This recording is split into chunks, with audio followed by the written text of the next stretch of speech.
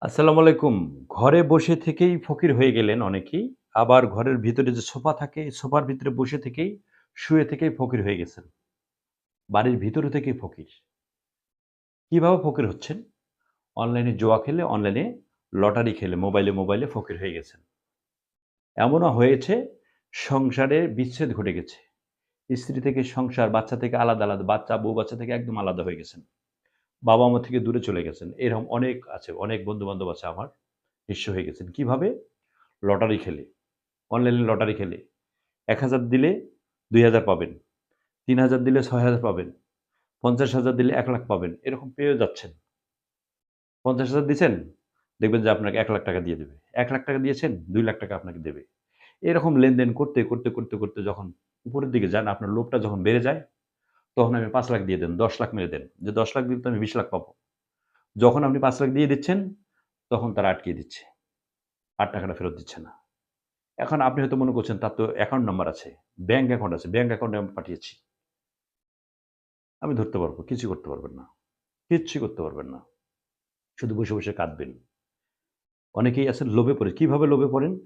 তারা তো একটা গ্রুপ করে নিয়েছে। এটা একটা প্রতারক চক্র, বড় একটা চক্র। এই চক্রটা তার ওখানে যারা গেম খেলতেছে তারা সবাই হলো এই প্রতারণার চক্র একটা প্রতারক চক্রের একটা গ্রুপ। তারা বিভিন্ন ধরনের কমেন্টস করতেছে যে, "আমি গতকাল ৫০,০০০ পেয়েছি, রিটার্ন পেয়েছি।" একজন বলছে, "আমি ৫,০০,০০০ রিটার্ন পেয়েছি।" একজন বলছে, "২,০০,০০০ আমি রিটার্ন পেয়েছি।"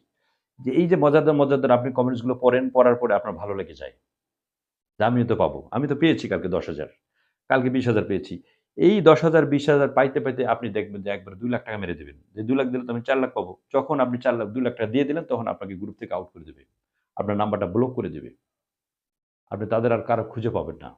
তখন কি হবে? ওই যে বললাম বিছানায় শুয়ে ফকির হয়ে যাবেন। এরকম অনেকেই ফকির হয়েছেন। এই কাজটা করা যাবে না। এরকম অনেক সংসার ধ্বংস হয়ে গেছে, অনেক সংসারে বিচ্ছেদ হয়ে গেছে, অনেক বন্ধু-বান্ধব ফকির হয়ে গেছে। আপনারা যারা এই ধরনের অনলাইনে জুয়া খেলেন, অনলাইনে যারা এই ধরনের লটারির প্রেমে পড়ে গেছেন, তারা এই কাজগুলো করবেন না।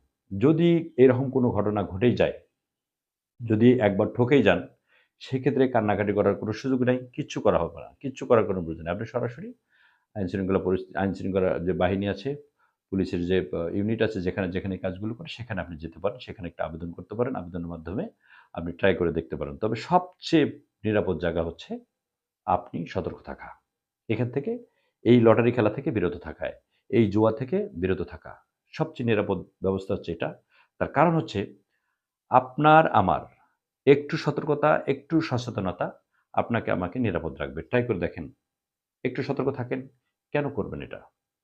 দুনিয়াটা কি এত সহজ? আপনি একটা লোককে চিনেন না, একটা লোককে জানেন না, তার সম্পর্কে কোনো ধারণা নাই। আপনি তার সাথে লেনদেনে পড়ে গেলেন, টাকা-পয়সার লেনদেনে চলে গেলেন। কিভাবে সম্ভব? যদি তাকে চিনতেন, জানতেন তাহলে একটা কথা ছিল। আপনি তাকে চিনেন না, তার সাথে আপনার কখনো পরিচয় হয়নি। দেখাও হয়নি। তাহলে একটা লোককে চেনেন না, জানেন না, তার সাথে আপনি লক্ষ টাকা ইনভেস্ট করতেছেন। তার সাথে আপনি লক্ষ টাকা বিজনেস করতেছেন। আর পরিচিত লোকের সাথে যখন জমি কেনা-বেচা করেন তখন তো ঠিকই স্টাম্প করেন।